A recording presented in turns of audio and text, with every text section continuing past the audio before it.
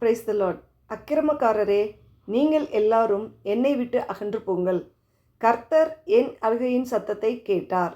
சங்கீதம் 6:8.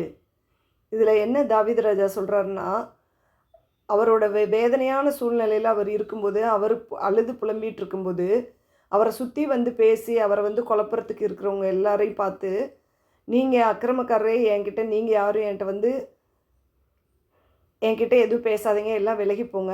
என்னோட அழுகையோட சத்தத்தை என்னுடைய ஆண்டவர் கேட்டாருன்னு சொல்லியிருக்காரு. அதே மாதிரி தான் நாமளும் நம்மளை சுற்றி நமக்கு ஏதோ ஒரு நம்ம என்ன வேதனையில் என்ன பாடில் அழுதா கூட நம்மளை சுற்றி பல பேர் நமக்கு வந்து யோசனை சொல்லுவாங்க. பல பேர் நமக்கு யோசனை சொல்லுவாங்க.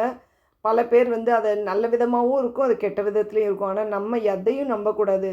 நம்ம ஏசப்பாட்ட நம்மளை ஒப்பு கொடுத்துட்டு, ஏசப்பா என்ன பாடோ என்னவாக இருந்தாலும், ஏசப்பா என்னோடய பிரச்சனை இது, என்னோடய வேதனை இதுன்னு நம்ம சொல்கிறதுக்கு முன்னாடியே நம்ம ஏசப்பா நம்மளுடைய வேதனைகள், பாடுகள், பிரச்சனைகள், போராட்டங்களை அறிந்திருக்கிறார் முன்னாடியே.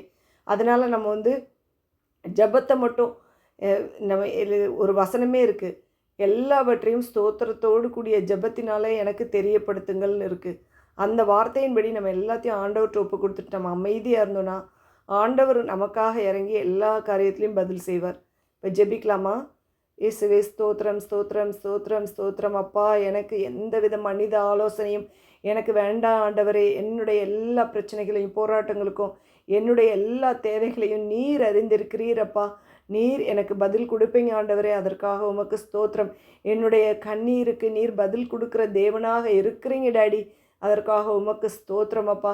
நீர் கொடுத்த பதிலுக்காக ஸ்தோத்திரம். எல்லா வித போராட்டங்களையும் நீர் எங்களை நடத்தி கொண்டு செல்கிறதற்காக ஸ்தோத்திரம். எங்களை அரவணைத்துக் கொள்கிறதற்காக உமக்கு ஸ்தோத்திரம் ஆண்டவரே. இயேசு கிறிஸ்துவின் மூலம் ஜெபிக்கிறோம் ஜீவனில் நல்ல பிதாவே, ஆமேன்.